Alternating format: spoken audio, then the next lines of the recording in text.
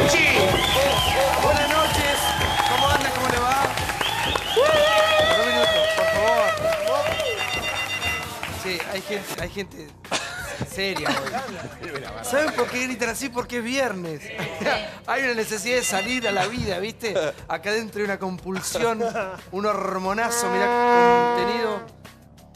Hormonazo contenido y Campolongo me mira como diciendo, sé de lo que estás hablando. ¿Cómo anda, Campolongo? ¿Bien? Campolongo. Es una fiesta agazapada, Es esa una siempre. No, ya no está más agazapada. ¿Ah, no? No, es una Ya está suelta. Desatada. Sí. Vegetariana. Es un chaguareté. ¿Eh? Se desató la fiera. Sin dientes. ¿Cómo sin dientes? Pará, bien. Acá porque la de él me está dando bien, no me degrada. Mientras no le diga gorila, sí. Tengo la Bueno, canción acá. gracias por estar ahí del otro lado, así arrancamos. Tenemos una gran noche. Yo les quiero presentar, para arrancar el programa, una nota con una doctora, con una chica que estudió mucho. Ella es de San Luis, SOS. Ella se llama Elina. Elina estudió aquí en la capital federal, en la UBA. Sí. Imagínense una chica del interior que viene, que estudia en la universidad pública y después se fue nada más y nada menos que Estados Unidos y hoy es una de las doctoras, de las cirujanas vasculares más importantes de Estados Unidos y es nuestra. Y son estos héroes anónimos que tenemos nosotros que andan por el mundo haciéndonos sentir un poco orgullosos del caudal de gente que tenemos, ¿no? De argentinos que andan por el mundo, obviamente los que están acá, pero también los que están en el mundo que también nos representan. Ya vamos con la cirujana, vamos a hablar de educación, vamos a hablar de salud, vamos a hablar obviamente de todo lo que pasa en esta realidad que tanto por ahí nos preocupa a los argentinos, no solamente en la Argentina, sino en el mundo también. Bienvenidos todos, ¿cómo andan? ¿Bien? Muy por bien. acá mucha gente conocida, caras conocidas. Bueno, Elina Quiroga es cirujana vascular y codirectora del programa de residentes de cirugía de la Universidad de Washington. Es argentina, es puntana, estudió, es un producto de la educación pública. Elina, buenas noches. Hola, buenas noches. ¿Cómo es la vida de una chica que un día decide venirse de la provincia a estudiar acá, a la UBA? ¿Y cómo es el mundo de la salud para una chica que viene a estudiar justamente acá y quiere ser nada más y nada menos que una cirujana vascular? Es abrumante venirte de San Luis, yo soy de Villa Mercedes, venirte a Buenos Aires no es fácil, casi todos mis amigos han venido a Córdoba, pero mi familia estaban acá, así que no me quedó otra opción que venirme acá. Me sentí muy bien recibida inmediatamente, encontré mi grupo dentro del grupo de anatomía, que fue lo que me llevó naturalmente a cirugía, y después, en los últimos 3 años en la carrera, empecé la residencia en el Hospital Argerich, un grupo excelente de cirujanos que me formó y que fueron los que me dieron la oportunidad de hoy estar donde estoy. ¿Y por qué no te quedaste acá? ¿Por qué una cirujana no se queda acá en la Argentina? Yo cuando estaba en el último año de mi carrera, empecé a realizar que siendo mujer en cirugía, entre otras cosas, iba a tener ciertas limitaciones de llegar a tener un impacto que yo pretendía. Tipo, no tenía ningún modelo de rol, no hay todavía ninguna mujer en cirugía en un cargo ya sea en la Asociación Argentina de Cirugía o ni siquiera jefa de servicio en uno de los grandes hospitales públicos. Me surgió la posibilidad de irme a Estados Unidos por 3 meses. Mi jefe me introdujo al doctor Pellegrini, que estaba justo visitando acá. Y cuando fui allá, lo primero que me impactó fue que la mitad eran mujeres. Había mujeres, la jefa del programa de residencias era una mujer y tenían posiciones de liderazgo. Y rápidamente me dijeron, ¿te querés venir acá? Me pareció que iba a tener más impacto desde allá que desde acá. Ahora, pará porque estás planteando algo que no sé si sigue pasando hasta el día de hoy. Vos estás hablando seguramente de hace 15 años atrás. Estoy hablando hace 15, claro, casi 20 años. Claro, sí. casi 20 años atrás. Hasta el día de hoy, esa manera como por ahí machista de ver la salud pública, ¿sigue pasando acá en Argentina? Ha mejorado. Yo creo que ha mejorado. Estoy muy en contacto con muchos residentes y cirujanas de acá. Ha mejorado en ciertos niveles. Ahora hay muchísimas más mujeres que siguen cirugía y que está considerado bien que una mujer siga cirugía. Yo te cuento una anécdota. Yo cuando fui a aplicar para la residencia, vos aplicás en el sistema público y los hospitales privados tienen su primero examen. La gente que rankea más alto va a una entrevista personal. Yo en uno de los lugares que tuve una entrevista personal, tuve una entrevista excelente y al final la persona me dijo, yo busco a alguien exactamente como vos, pero hombre. Y me dijo, querría salir con mi marido, te puedo presentar a mi hijo. Sí. Y increíble esa relación. Yo dije, no, doctor, eso es algo que yo no puedo cambiar. O sea, y ahora ha mejorado, pero todavía no hay nadie en posición de liderazgo. O Si vos vas al Congreso Argentino de Cirugía, nunca ha habido una mujer presidenta, nunca ha habido una mujer presidenta de la Asociación Argentina de Cirugía. Es un horror lo que estás contando. No, no es un error, es nuestra realidad. Sí, pero es un horror. Yo pienso todo el tiempo, porque yo tengo 2 hijas, y pienso el presente y el futuro que nos espera, ¿no? Yo pensé que esta discusión... Mirá, y justamente está acá. ¿Cómo te va? ¿Todo Hola. bien? Es lo mismo. Me encanta, me pone re orgullosa. Lo hemos hablado tanto con Victoria este tema, ¿no? Y vos has luchado tanto por... La verdad me hace sentir muy orgullosa y muy bien representada. Gracias. No, en Estados Unidos tampoco es tanto más fácil, está más normalizado el 10% de las mujeres en cirugía vascular, 10% somos mujeres. En lo que yo hago, que es aorta compleja, somos menos todavía. Y literalmente podés contarnos con una mano. Vos operás directamente, vos haces cirugía directamente. Y te pregunto esto por lo siguiente. Hay un dicho que se estila mucho y seguramente lo has escuchado, que se le pregunta a mucha gente, se hacen encuestas, si te gustaría que te operaran a corazón abierto una mujer o un varón. Si te gustaría que el piloto de tu avión sea una mujer o un varón. No sé si habrás escuchado ese tipo de preguntas que se hacen todo el tiempo, hablando del nivel de machismo en el que estamos viviendo, no solamente en Argentina, sino en el mundo también.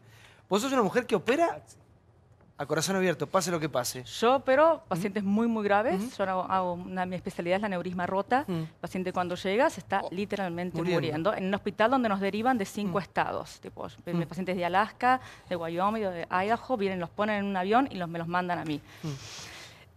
Cuando llega el paciente no tiene mucha opción, le toca una mujer. Acá en Argentina me pasó muchas veces que pacientes me dijeran que los podía operar un hombre. Allá a mí no me pasa, pero también no me pasa porque estoy en un lugar un poquito más privilegiado, que ya saben que vienen a ese lugar y que únicamente hay cierta gente que va a atender. Esta señora que están viendo acá, Elina, es conocida, es representante nuestra en los Estados Unidos, pero es reconocida en el mundo científico, en el mundo médico. Es una de las grandes especialistas, condecorada, premiada, destacada, y es argentina, y son estos héroes anónimos, producto de la universidad pública, la escuela pública que tanto hablamos, ¿no? Quiero que me hables un poquito de cómo ves la realidad argentina cuando esté en debate justamente la educación pública. Es difícil de hablar desde la distancia, ¿no? Yo trato de volver, trato de enseñar, porque sé las limitaciones de lo que está pasando acá. Lamentablemente la educación no es una burbuja de la realidad del país. La UBA, cuando me formó a mí, era la mejor universidad para estudiar medicina. Y yo quiero creer que lo sigue siendo. Los hospitales públicos, lamentablemente, están con muchas limitaciones, y lo que yo veo es la diferencia entre mi trabajo. Yo trabajo de cirujana, pero gran parte de mi trabajo es educar, es formar a los futuros residentes. Eso se ve con mucho prestigio, se reconoce, se valora. Acá yo trabajo con cirujanos que están educando a los chicos en clínicas, en el hospital de Bocalandro, en diferentes lugares al que yo voy, y no se lo valora, y no se los apoya, y no se los reconoce de la misma manera el esfuerzo que es educar a la futura generación, que es lo más crítico, ¿no? Pues ya tenemos buenos cirujanos, pero ¿cómo nos aseguramos que tengamos buenos cirujanos en 10, 15, 20 años y que ellos también tengan la vocación de enseñar a los próximos? Eso es lo que es el gran desafío. Acá es muy cruel el sistema, porque los cirujanos para poder sobrevivir, tienen que tener más de un trabajo. No hay manera de que puedas trabajar en un hospital público, ya sea de provincia, de capital, de clínicas, y después irte a tu casa. Tenés que tener otro trabajo, 1, 2, inclusive 3 trabajos, de donde todo sufre. La educación es una de las primeras cosas que sufre, el avance científico sufre en el país. Esa es la manera en la que yo lo veo muy diferente a mi situación, en la que yo tengo la oportunidad de venir, como vine estas 2 semanas, y esto es parte de mi trabajo. Yo vengo acá, enseño, doy clases, y es parte de mi trabajo venir acá a enseñar. Pero tenés todo el tiempo para hacer y para seguir formándote y para seguir educando. Totalmente. Sí. Parte de mi tiempo Johnny, protegido. Está muy interesante la charla. Buenas noches. Buenas noches. Varias cosas que se me vienen en la cabeza. Primero, hablando de educación, un país cuando empieza a discutir bajar la edad de imputabilidad es porque sus chicos están mal, no están bien. Si empezamos a decir, bueno, bajemos, es porque hay un problema grave con los chicos. El ranking Aprender daba que el 50% no comprende lo más básico de un texto. Y me gustó esa discusión con respecto a nuestro machismo. Acá en chiste decíamos con Gustavo lo del taxi. ¿A quién no le pasó? No digo a mí, pero digo el famoso mito de no se sube el varón a un taxi conducido por una mujer. Y estaba buscando estadísticas del Día de la Mujer que alguna vez buscamos. 3 de cada 10 puestos de jefatura son ocupados por mujeres. 3 de cada 10. Con un salario 27% menor que el de los varones. ¿Por qué? No sé, será por una cuestión cultural, será por una cuestión de años, Pero mi pregunta hacia vos es si esa fue una de las razones por las cuales decidiste irte o qué fue lo que te impulsó a decir, acá no me quedo. Fue una de las razones. Yo no tenía ningún modelo de rol. Yo no tenía ninguna mujer, yo estaba en el Argerich, que yo dije, yo quiero ser como ella. Porque no había, directamente no había. Y si mirabas a otros hospitales era lo mismo. Todos los jefes de servicio, toda la gente que yo quería ser, no era gente que yo podía ir a hablar, quiero tener hijos, quiero tener una familia, cómo es ser cirujana teniendo una familia. Cuando yo fui allá y me encontré exactamente eso. Me encontré las mujeres en cirugía, teniendo hijos y haciendo todo y siendo apoyadas por los compañeros y pudiendo ayudar a la generación que sigue atrás tuyo. Ahora, a nivel formación, ¿no? Sí. Mejor dicho, a nivel formación, ¿cómo es para una mujer que viene de un país de Latinoamérica ir a triunfar, entre comillas, y a ser reconocida en una de las potencias del mundo? ¿Qué vieron en vos y qué traías por parte de lo que es la educación pública de nuestro país? ¿Qué llevabas allá? ¿Por qué vos? Primero, la formación de los médicos argentinos es excelente. Excelente, vos sí. cualquier La persona, calidad humana, ¿no? Y lo que se dice la cultura del trabajo. No hay manera de que nosotros llegamos primero que nadie del hospital, nos vamos últimos. Qué bueno que digas eso. Y la algo cultura bueno. del trabajo y lo que valoran la relación con el paciente. Entonces, todas esas cosas te hacen destacar. Es sabido que cualquier persona que llega, se hace en ciencia, en tecnología, que es donde hay más investigación, a llegar a una posición de liderazgo, siendo de una minoridad, siendo no de la parte predominante, es mejor o te está más capacitado porque tuviste que sortear más barreras. No tenías las conexiones, no venías de Harvard o de las grandes universidades. Te tuviste que demostrar y básicamente seducir a todos los que estaban alrededor tuyo para decirme, no, mira, vale la pena que se quede acá, ofrezcamos una posición que se quede de cirujana acá. ¿Y qué harías desde tu lugar para aportar con respecto a la educación pública en nuestro país? ¿O qué crees que le falta a la educación pública para seguir siendo competitiva en el mundo, ¿no? Un país en crisis como el que estamos viviendo desde hace tanto tiempo, la única salida siempre es la educación, es la formación de los chicos para ver los resultados a 10, 15, 20 años. ¿Cómo se hace? ¿Qué harías? Yo lo que estoy haciendo es mi humilde granito de arena. Yo vengo acá cada tantos meses a enseñar. Tengo un programa de intercambio con el Hospital Bocalandro, que tiene un centro de simulación, que es el único centro aprobado por el American College of Surgeons en toda Latinoamérica, uno de los pocos en el mundo. Para que te mantengan ese estado de ser un centro de simulación, tenés que tener gente que te ayude, que te enseñe a enseñarle a los docentes. Entonces yo vengo y le enseño a los otros cirujanos que están enseñando, les doy, en el momento los evalúo, les digo, no, ¿sabes qué? Corregí, cuando le estás explicando a algún residente, explícaselo así o así. Eso es una de las pocas cosas que hago. Trabajo mucho con el Colegio Argentino de Cirugía Cardiovascular, que también es una situación extraña, son todos hombres, hay un par de mujeres cirujanas vasculares, pero todo el liderazgo son hombres y me llevo muy bien con ellos. Y estamos trabajando para mejorar y discutir cómo mejorar la educación de los cirujanos vasculares acá, cuál es el mejor plan. Un programa de 2 años, de 3 años, de 5 años, basándonos en lo que estamos haciendo nosotros. Vos tenés que entender que todos estos procesos son muy largos. No pasa por un gobierno de 4 años mejorar una educación que cuando un chico empieza a los 18 años, hasta que puede estar atendiendo pacientes, pasan 10, 15 años. Es muy largo el periodo de educación. Sí, por favor, Gustavo. ¿Cómo te va? Buenas noches. Hola. No dijiste exactamente en qué año te fuiste. Lo que sí me gustaría saber, además de en qué año te fuiste, es cada vez que volviste al país, ¿cómo lo viste al país? Sé que la distancia, vamos a decir, bueno, vivo afuera, no quiero tener tanta percepción de lo que pasa acá en el día a día, pero a veces cuando uno se va y vuelve, uno se va y vuelve, tiene como un campo visual más amplio que los que estamos todo el día metidos en esta realidad cotidiana. Yo me fui y no es casualidad. La oportunidad de irme apareció al principios de noviembre del 2001. Me dieron fecha para irme. Esa fecha fue. En febrero. Claro. Claro, y de pronto viene Era un momento para... diciembre del 2001, que todos recordamos, y todos mis prospectos de trabajo y todo cambió de un día para otro. Nos sorprendió a todos. Yo estaba, el nivel de inseguridad y de incertidumbre que tenía en ese momento Argentina, no creo que se haya vuelto a repetir. Entonces, cuando yo estaba allá, estaba básicamente en una burbuja. Volver acá a nada, básicamente, y la gente allá diciéndome, venía a quedarte, vos acá vas a tenerlo, no tenés límite en tu carrera, era muy atractivo. Sí, la fecha en la que me fui tuvo muchísimo que ver. Yo en ese momento no tenía nada que me ligara a Argentina. Cuando venís volviendo año Sí. tras año, ¿cómo ves la cuestión del país en los últimos tiempos? Cambió y hay muchísimas situaciones que hicieron que cambiara. Primero, que al principio venía como residente y no tenía tiempo más que sea, yo estaba trabajando allá, me daban 5 días de vacaciones, venía a saludar a la familia o venía por una emergencia médica y me iba. De donde, por más que sabía cómo estaba el país, mucho no tenía. En los últimos 3 a 4 años, por contacto con... Primero porque mi situación cambió, ya estoy más arriba, puedo ayudar más. Y también porque fue un residente de acá a rotar allá, una mujer, y cuando ella se volvió, yo no trabajé mucho con ella, me mandó un mail diciéndome, yo quiero que nos ayudes acá, nos ayudes a educar un poco más, y creo que ella encontró en mí ese modelo de rol que no había encontrado acá, y de ahí empecé a venir más.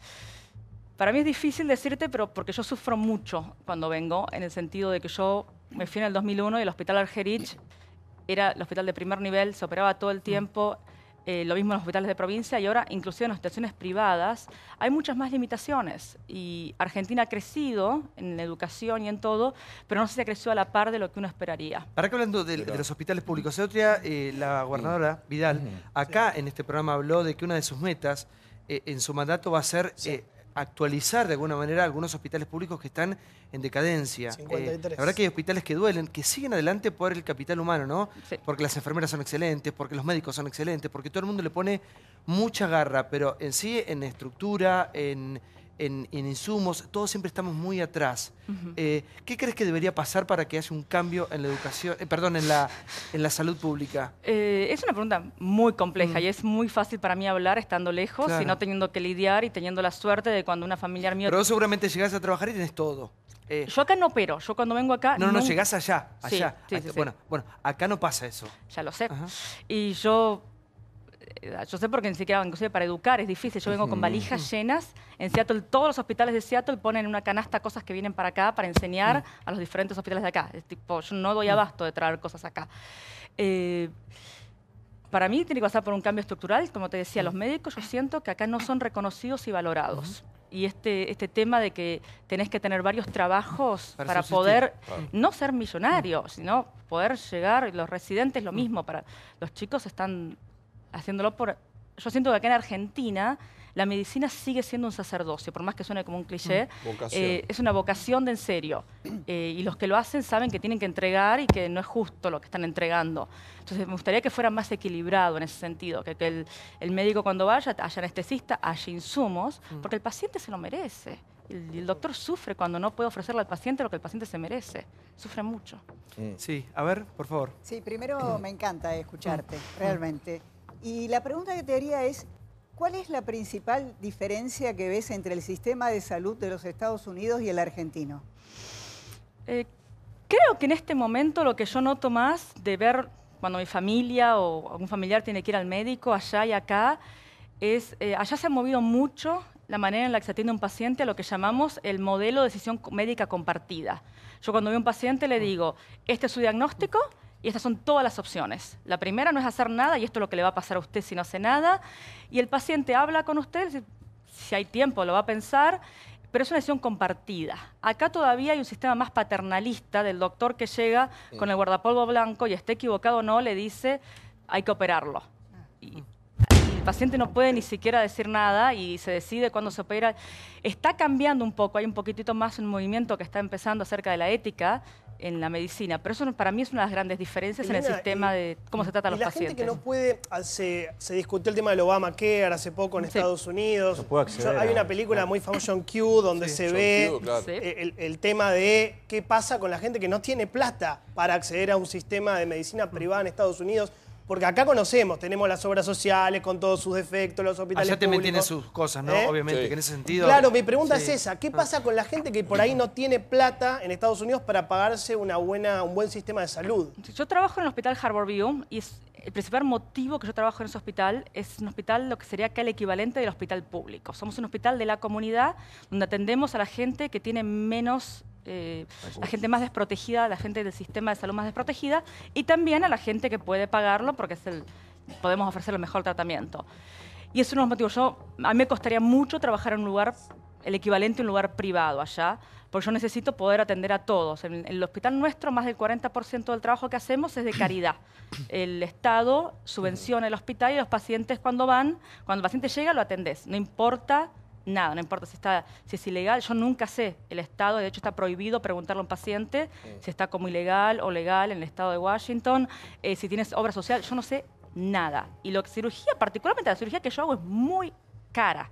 Es increíblemente caro los procedimientos que Contá un hacemos. poquito lo que haces, porque lo pasamos por arriba. Sí. Yo hago sobre todo patología de aorta, es el mayor vaso sanguíneo, y sobre todo lo que se llama aneurisma, que es cuando se dilata y se puede romper, que genera una situación que básicamente te puede matar. Después hago también cirugía periférica, como bypasses para salvar una pierna o cuando tiene una infección, mucho en diabéticos, cirugía de carótida sobre todo. Es decir, que la gente cuando llega a vos está en un punto... Yo nunca me venís a ver a mí cuando hay buenas noticias, nunca. Es tristísimo, pero nosotros siempre decimos eso. Si estás viéndonos a nosotros, o te balearon, o te acuchillaron, o pasamos al hospital de trauma, o tenés un problema grave y hay que tomar una decisión que no es fácil para nadie. Y las cuestiones de seguridad para ustedes, porque recién hablabas de cosas muy delicadas, ¿no? Muy sensibles. ¿Sabés? No sé si te lo has informado que acá en muchísimos hospitales los médicos, tus colegas, corren riesgo de vida por las cosas que pasan, porque hay tiroteos, porque hay muchísima violencia. Eso para mí sería, no sé, insostenible. Yo no me quiero imaginar el estrés y la situación de sufrimiento crónica que tienen los médicos, que encima de todo lo que tenés que padecer, tenés miedo de ir a dar una mala noticia por cómo va a reaccionar la familia y sabes que no tenés la contención. Yo esa realidad, por suerte, no la vivo. Una de las cosas que más... Unos beneficios más grandes que tengo de vivir donde vivo es que yo no pongo llave, no tengo miedo por mi seguridad, ni en casa ni en el trabajo. Estoy muy protegida.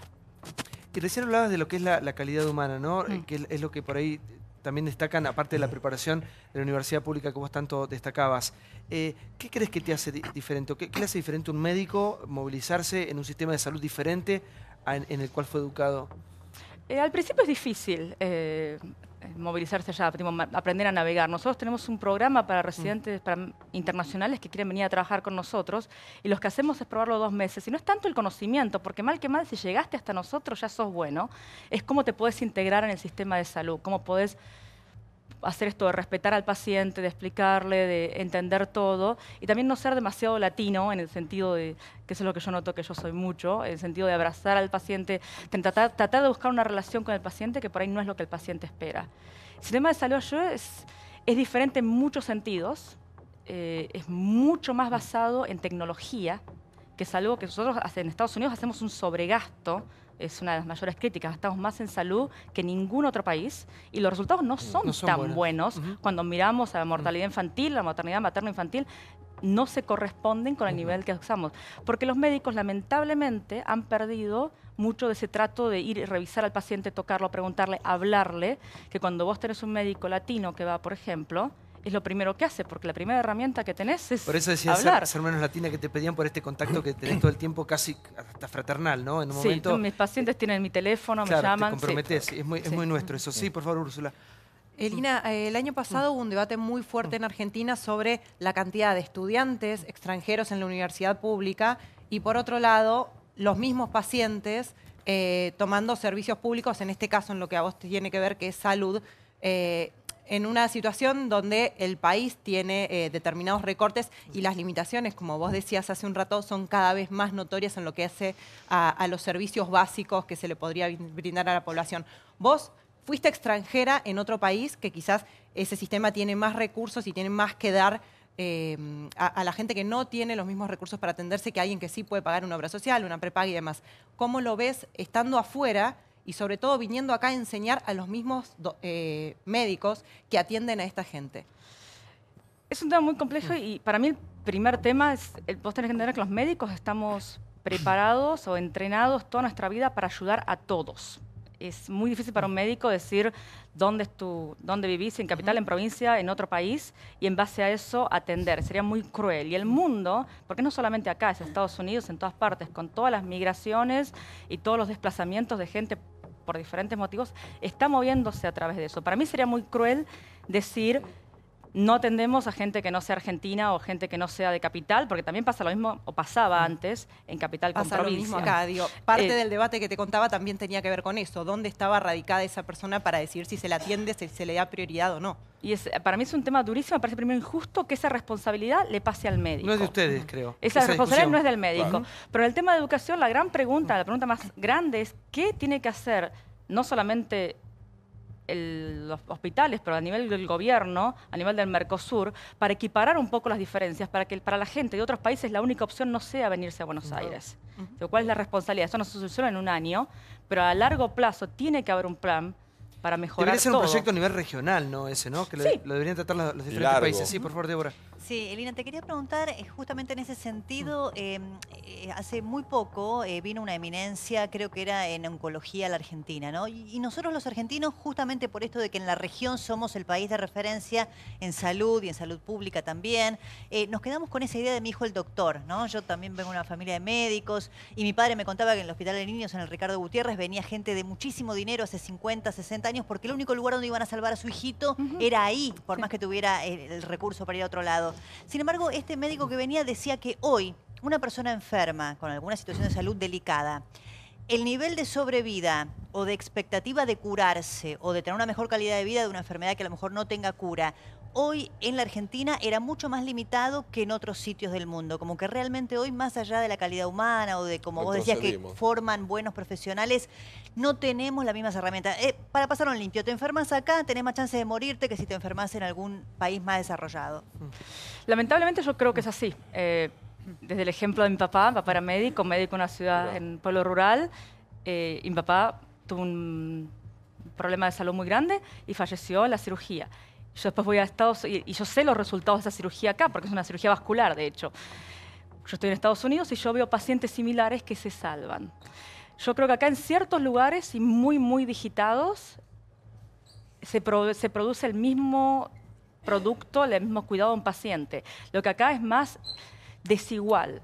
Si vos vas con un aneurisma roto a muchos hospitales de provincia o de lugares del interior, te morís porque no hay un sistema que pueda trasladar al paciente. Yo los pacientes que me llegan de Alaska, por ahí con 6, 7 horas de avión, con un sistema que en el momento que el paciente llega, le hace la tomografía, muestra eso, me la mandan a mí por internet. Yo la miro, digo, hacele tal y tal cosa. Si le da positivo, se queda porque ni yo lo puedo salvar. Si no, lo ponemos en el avión y lo esperamos ya con el quirófano listo. Esa realidad acá no pasa y ese paciente acá se muere cuando en otro país no se moriría. Y es tristísimo. Y podés mirar de acá a otros países donde acá gente se salva que en otros países no se salvaría. Es desigual, es injusto y es tremendamente cruel para los médicos, sobre todo porque nosotros sabemos. Y para nosotros los ciudadanos, pues nos quedamos con aquella vieja idea de que la Argentina tenía una salud de excelencia, porque en la región sí lo somos, pero hoy realmente tener una enfermedad delicada en este país te pone en inferioridad de condiciones para salvar tu vida o para tener una mejor calidad de vida o una posible cura. Sí, yo tengo un tremendo respeto a los médicos argentinos. Con todos los que trabajo te puedo decir son excelentes y sé que hacen lo posible muchas veces, pero el sistema acá no está diseñado, no es un sistema centralizado donde todos los pacientes complejos, por ejemplo, de aorta, de 5 estados, hablando de 6 millones de personas, vienen al mismo hospital. ¿Y se necesita tecnología también o es un tema solo de esta logística que vos describís? Uno de los motivos que nosotros tenemos regionalizados es para limitar la tecnología. Tenemos un quirófano híbrido y todos los stents en el mismo lugar. Son cosas carísimas, que no hay manera de que las puedas tener en muchas ciudades, por más que sean ciudades grandes. Es más barato trasladar al paciente, es más efectivo que hacerlo de otra manera. Pero acá, paciente de obra social no se puede trasladar a este hospital privado, no hay convenio, y cuando llega la autorización, por ahí es muy tarde. Mirá. Sí, Paula.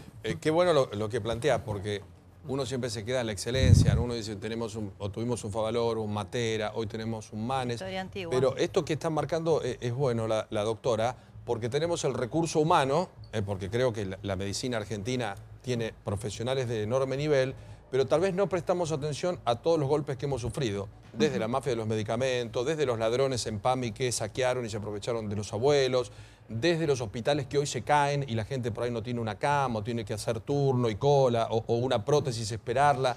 ¿Eso nos hizo retroceder? ¿O también hay un retroceso en que las generaciones que han llegado no tienen la capacidad de quienes los antecedieron? Yo quiero creer que los estudiantes se están formando muy bien, pero lamentablemente yo veo a los residentes y los residentes me cuentan la verdad. Me dicen, esta semana operamos esto y esto, o nada más operamos por guardia porque no hubo insumos para casos selectivos. Insumo. No, eso es una locura. Igual Mirá. yo me descompongo cuando escucho esas cosas. Yo Porque también. estamos hablando de la salud, estamos hablando de vidas. No es joda esto, son vidas. Sí, No, pero es la realidad y es bueno marcarlo porque, como vos decís, el médico y el enfermero en la Argentina es visto casi como un bombero que tiene que estar siempre, que gana poco dinero, salvo algunas excepciones, y que tiene que manejar los recursos que puede. Igual todos somos conscientes de la calidad de profesionales que tenemos. Claro, ¿no? pero hay un retroceso en cuanto que tal vez están limitados en insumos. No, que yo digo, los recursos humanos no son el problema. Claramente estamos todos orgullosos de los recursos humanos, de los médicos como ella que tenemos. Ponemos unas imágenes del Rivadavia que veíamos el año pasado. Es también la corrupción que hay con el sistema de salud público. El otro día dijimos, echaron otra vez al director de obras sociales de los gremios y nos pusimos a recordar, ¿te acordás? Cómo fue la mafia de los medicamentos, cómo era que de algunos gremios, con algunas droguerías, bajaban el medicamento con agua y se lo daban a enfermos de SIDA y de cáncer, aprovechándose de millones de pesos de algo que se llama APE, ¿sí? De un tratamiento especial que tiene justamente el Ministerio de Salud. Digo, han pasado cosas, las sillas de ruedas en el PAMI, ¿te acordás? Cuando entregó la gestión anterior y vino Regazzoni acá y nos mostró fotos, eran cientos o miles de sillas de ruedas tiradas por, obviamente, cosas de corrupción. Entonces, lo que digo es, el problema en la Argentina no es la calidad del recurso humano maravilloso, es la falta de inversión, la falta de infraestructura. Se dejó en la provincia de Buenos Aires sobre 75 hospitales públicos, 54 en riesgo de edilicio. ¿Cuál es el estado más importante de Estados Unidos? El mayoritario, el que sea, no sé. Bueno, creo que Texas. Bueno, acá la provincia de Buenos Aires es la provincia más numerosa. Sobre 75 hospitales, 54 rotos. Sí, pero es más grave porque Elina lo que está contando es que más allá de lo que pasa en la salud pública, que lo conocemos y lamentablemente lleva tiempo ya, que aún con la mejor calidad de salud privada, hoy la Argentina, lamentablemente, si vos tenés una situación delicada de salud, vos o un familiar tuyo, tenés menos posibilidades de curarte o de mejorar o de salvar tu vida que en otros países por el tema económico. Sí, buenas noches, bienvenida y felicitaciones. Elina, te estamos preguntando por las consecuencias. Yo ahora te quiero preguntar por las causas de las enfermedades. En Estados Unidos y en Argentina, ¿nos enfermamos de lo mismo? ¿Llegamos a esa situación límite que vos atendés con tus colegas más o menos por las mismas razones? ¿O hay una cuestión solamente física, hereditaria, etcétera? ¿O hay también en las enfermedades del corazón, como muchas veces escuchamos, todo un tema de estrés emocional, etcétera? Particularmente en lo que yo hago, que es el aneurisma y la enfermedad vascular, el gran responsable es el cigarrillo. Y no hay... Qué bueno que lo digas, se escucha relleno. Nosotros siempre decimos, si dejan de fumar todos, yo me quedo, yo y todos los enfermos vasculares nos quedamos sin trabajo. Sería fabuloso. Es más barato que comprar los equipos que faltan, ¿no? El sodio, a los niveles que usan los argentinos, no son los peores del mundo, no estás comparando otros lugares. ¿Grasa? La grasa ahora hay todo ese debate acerca de si era tan mala como decían. La Argentina no tiene tanto colesterol como otros lugares. Lo que sí acá falla es la prevención primaria de la salud, por el tema de que no vamos al médico o mucha gente no puede ir al médico hasta que está enferma.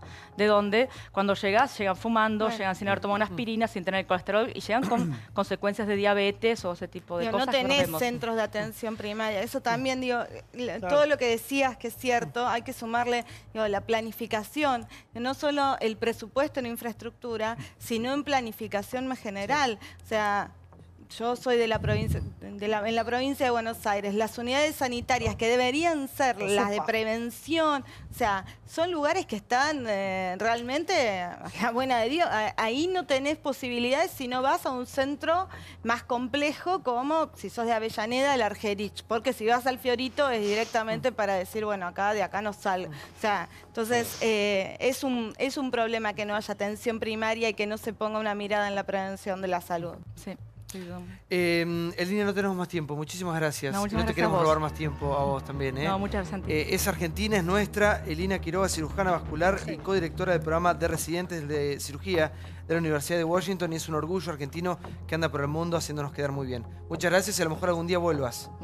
Acá, te esperamos. Gracias. Muchas gracias. Al país, a vivir. Te necesitamos. Gracias por estar con nosotros. Gracias. Bueno, hubiera seguido toda la noche, pero hay muchos más invitados. Los recibimos como andan. Gracias por estar con nosotros. Vamos a meternos en un tema que preocupa también, tiene que ver con los ataques al Ministerio y al Senado bonaerense. Mira. Tensión y violencia en el ministerio. La cartera de seguridad vive uno de los momentos más difíciles de la gestión. El caso Maldonado ha generado mayor nerviosismo al que ya existía por algunas intimidaciones y amenazas contra funcionarios provinciales. Ayer, el terror se apoderó de la ciudad de La Plata.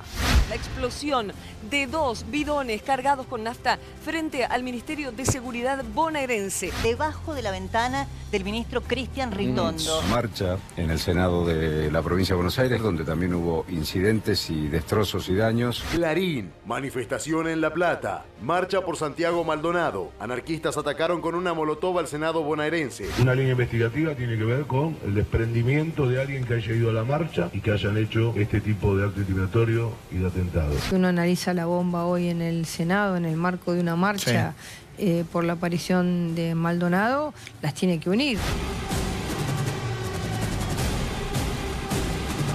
No sé si podemos o no unir esta segunda bomba en La Plata de hoy. Necesitamos encontrar a Santiago, necesitamos trabajar para eso, pero no podemos permitir una respuesta violenta o acciones violentas. El segundo, en relación a las medidas que venimos tomando, que afectan a intereses que dejaron mucho dinero, que están compuestos por mafias en el sistema mismo policial y muchos allá afuera, como es el narcotráfico, como es la salada. Tuit de Lilita Carrió. Mi total apoyo a Mario Vidal en la lucha contra las mafias. Son violentos porque tienen miedo. Después de 35 años se decidió exonerar a Echecolás y a un grupo de policías que habían actuado en la dictadura. Ustedes saben que no es casual que la gobernadora tenga que vivir una base, pero esto a nosotros no nos va a aumentar. Vamos a seguir dando las mismas luchas, vamos a investigar hasta encontrar quiénes fueron los responsables de cada uno de los hechos vandálicos. A ver, Rubén Rabanal, buenas noches. ¿Cómo estamos? Bueno, preocupan las imágenes. Sí, porque Y además mucho.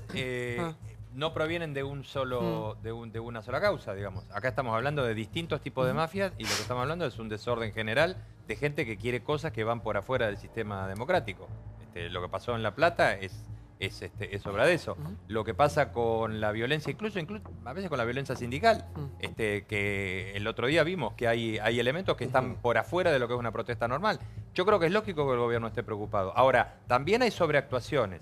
El otro día con el tema de los derechos humanos hubo todo un planteo, un show adelante de la ministra, y después, por ejemplo, lo digo porque es un dato de la realidad, Estela de Carlotto, por afuera y por teléfono lo llamó al ministro de Gobierno para decirle, mire, nosotros no pensamos tanto, en realidad se nos fue la mano, no es para tanto el tema de que pensamos que fueran Videla. Entonces, también hay problemas que son con denuncias. Igual y que hablar son de Videla concretos. me parece... Bueno, pero pasó, pasó. Sí, bueno, Sí. Pero atrás, perdón, y se comenta, hay un colaborador de Ritondo que hace 2 días está desaparecido. Sí, exactamente. Además. Bueno, la verdad que tiene que aparecer Maldonado, tiene que aparecer este hombre, tiene que aparecer Julio López, que nos olvidamos, hay toda una familia atrás. Pero en el caso puntual de este hombre, como tiene vínculos con la fuerza de seguridad y vinculado con la policía, no hubo un solo organismo de seguridad que haya llamado como mínimo a la mujer o al hijo de 19 años para decir, estamos preocupados o estamos trabajando por tu padre. Pero hoy se dio un dato muy importante. Fuerza policial en la provincia de Buenos Aires, 95.000 hombres. El 30% de los 95.000 fueron sumariados, algunos. Otros están presos y otros desvinculados. ¿Sabes por qué? Por vínculos con el delito. El 30% sobre 95.000 policías en la provincia de Buenos Aires mezclados con los delincuentes. Preocupante. Sí, Reyes.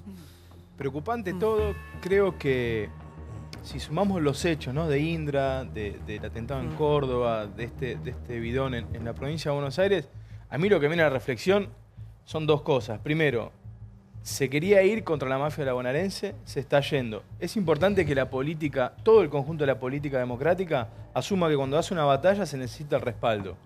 No nos podemos correr de la cancha. Puede haber debate político profundo, puede haber discusiones, puede haber grietas si quieren. Lo que no puede haber en el momento donde aparecen hechos de violencia anónimo, una liberación de la zona por parte de la política, los partidos democráticos, y dejar que esto avance. Yo creo que hay que tener prudencia, pero hay que ser muy determinante. Por eso es importante que se pronuncien todos los partidos de la Argentina, condenen estos hechos y en todo caso vamos a procesar el saneamiento de la bonaerense, las diferencias que vamos a tener de cara a la vida democrática. Esto hace mucho que no se vivía en la Argentina y creo que hay que poner un punto. Sí, Diego. Creo que hay que ser prudentes. Prudentes, digo, ir despacio y sobre todo tener certeza de ciertas cuestiones. A mí me parece todo muy raro. Por eso hasta yo quiero ser prudente, pero yo vuelo todo muy raro. Acá ¿Raro lo qué grave... sentido? Quiero ser prudente. Lo grave es que desapareció Santiago Maldonado.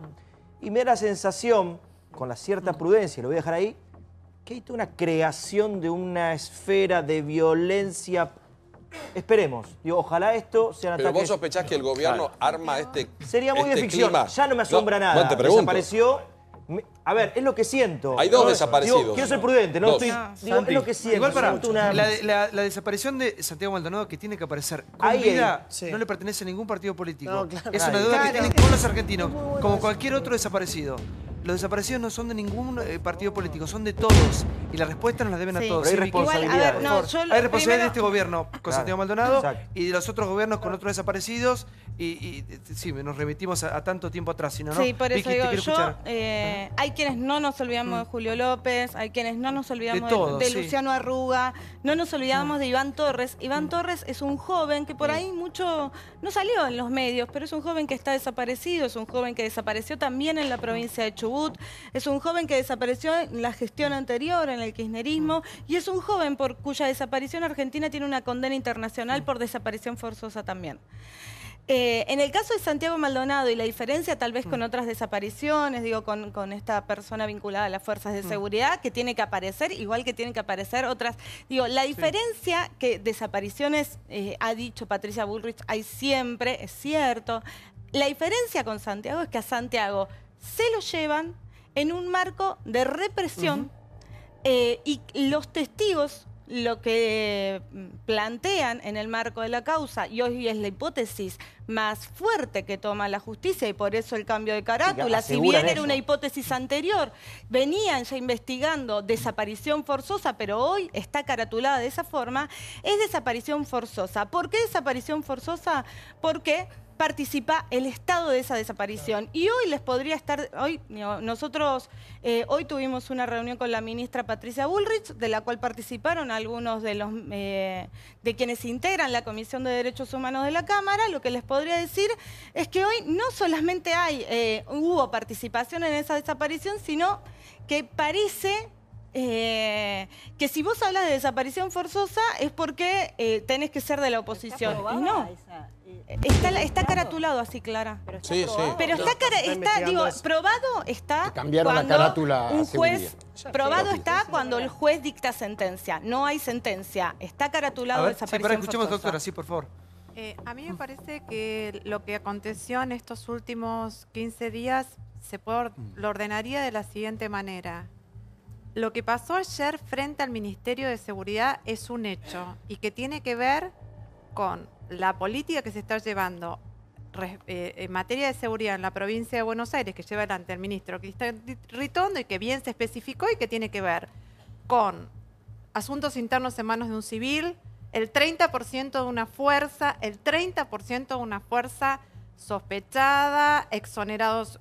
Dentro de estos 30% hay exoneraciones, hay sumariados, hay 400 presos, es haber decidido ir al frente contra las mafias, dos de los responsables de las mafias, de la Salada, presos por asociación ilícita, terminar con el curro de la verificación automotor en la provincia de Buenos Aires en manos de la policía y que pase a estar en manos de civiles. Privado. Y por el otro lado, lo que bien se explicaba acá, Vicky Donda, que es el tema de la desaparición de Santiago Maldonado y lo que se está utilizando cada manifestación que se hace en búsqueda de justicia y de la aparición con vida de Santiago Maldonado, de que se hace detrás de estas manifestaciones foquismo.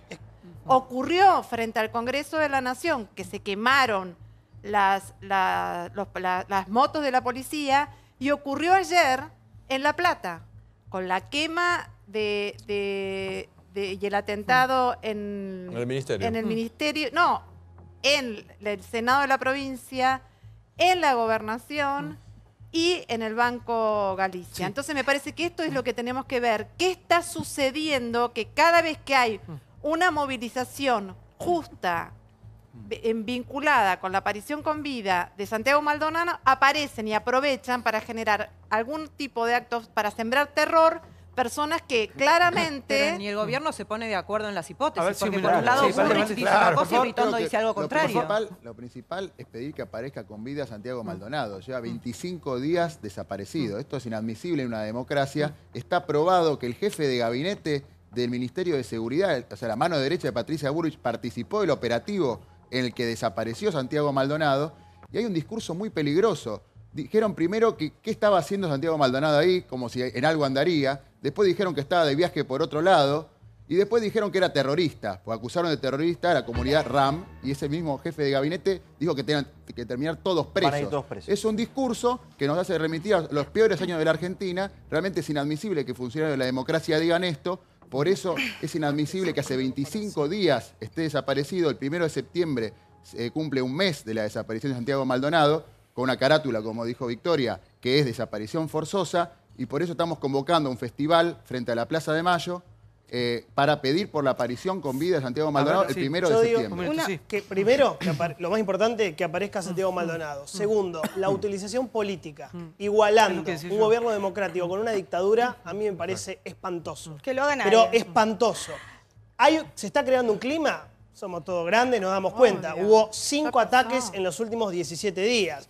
Indra, Gendarmería en Córdoba, Congreso Nacional, que le rompieron la cabeza a un periodista y nadie dijo nada. El otro día, no sé si porque era de TN o qué, frente al Ministerio de Seguridad de la provincia y Senado bonaerense.